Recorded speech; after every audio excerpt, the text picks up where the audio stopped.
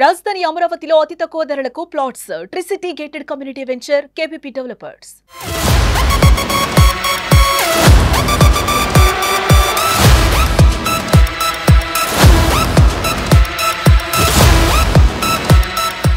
తెలుగు తేజం తిలక్ వర్మ పేరు దేశవ్యాప్తంగా మారుమోగిపోతోంది. ఆసియా కప్ ఫైనల్స్ లో ఒంటరి పోరాటం చేసి టీమిండియాను గెలిపించాడు హైదరాబాదీ కుర్రోడు. ఫైనల్స్ లో జోలు విదిలించాడు. దీంతో మరోసారి తిలక్ వర్మ పేరు ట్రెండింగ్ లోకి వచ్చింది. చాలా కాలం ఈ పేరు యాది ఉంటది అన్న రీతిలో ఈ ఇన్నింగ్స్ సాగింది. ఇక తిలక్ వర్మ బయోగ్రఫీ ఏంటి అని మరోసారి నెటిజన్లు సర్చ్ చేస్తున్నారు.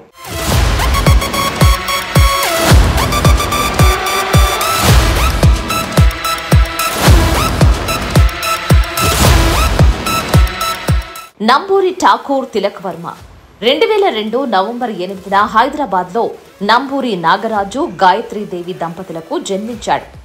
ఆసియా కప్లో అద్భుతమైన ఇన్నింగ్స్ ఆడిన తిలక్ వర్మ ఓ ఎలక్ట్రీషియన్ కొడుకు.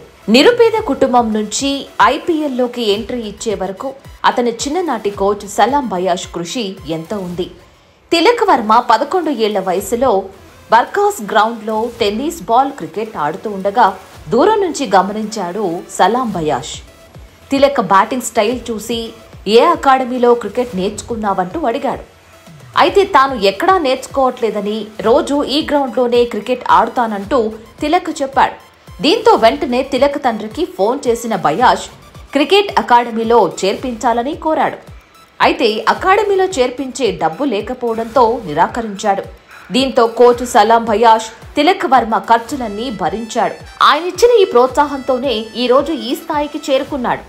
తిలక్ వర్మను తన ఇంటికి తీసుకువెళ్లి ఫుడ్ వసతి కల్పించి ఆ క్రికెట్ నేర్పించి అత్యుత్తమంగా తీర్చిదిద్దాడు. తిలక్ వర్మ శిక్షణ పొందిన క్రికెట్ అకాడమీ హైదరాబాద్లోని లింగంపల్లిలో ఉంది. సలాం బయాష్ తన బైక్పై రోజు తీసుకువెళ్లి మళ్లీ తీసుకుని వచ్చేవాడు. రోజు తెల్లవారుజామున 5 గంటలకు వర్మను బయాష్ ఎక్కించుకుని అకాడమీకి తీసుకువెళ్లేవాడు. నిద్ర సరిపోకపోవడంతో తిలక్ వర్మ ఒక్కోసారి బైక్పై నిద్రపోయేవాడని సలాం బయాష్ ఓ ఇంటర్వ్యూలో చెప్పారు. ఆయన కృషి ఫలించి నేడు స్టార్ బ్యాట్స్మెన్ గా ఎదిగాడు.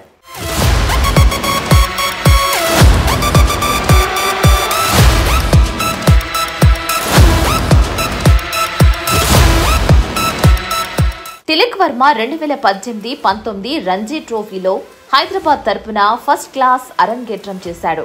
అండర్-19 ప్రపంచ కప్ 2020లో రన్నర్ అప్ గా నిలిచిన భారత జట్టులో సభ్యుడిగా ఉన్నాడు. 2022 జనవరి 31 నాటికి లిస్ట్ ఏలో 16 మ్యాచ్లు ఆడి 784 పరుగులు చేశాడు.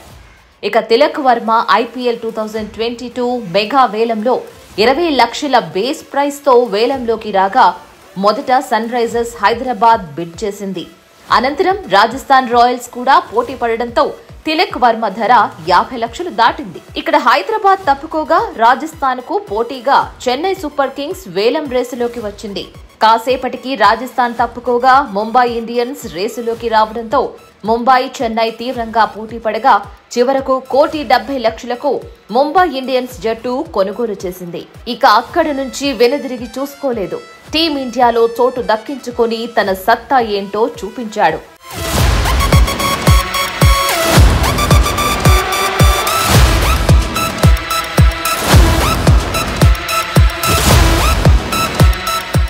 సుమన్ టీవీలో మీ పర్సనల్ అండ్ బిజినెస్ ప్రమోషన్స్ కోసం కింది నెంబర్కి కాంటాక్ట్ చేయండి. డ్రగ్స్, గంజాయి లాంటి చెడు వ్యసనాలకు దూరంగా ఉండండి. తాత్కాలిక ఆనందం కోసం జీవితాలని నాశనం చేసుకోవద్దు. డ్రగ్స్ విక్రయాలు, దందాలు నిర్వహిస్తే 1800599699 టోల్ ఫ్రీ నంబర్ కి కాల్ చేయండి. డ్రగ్స్, గంజాయిని నిర్మూలిద్దాం, భవిష్యత్తును కాపాడదాం.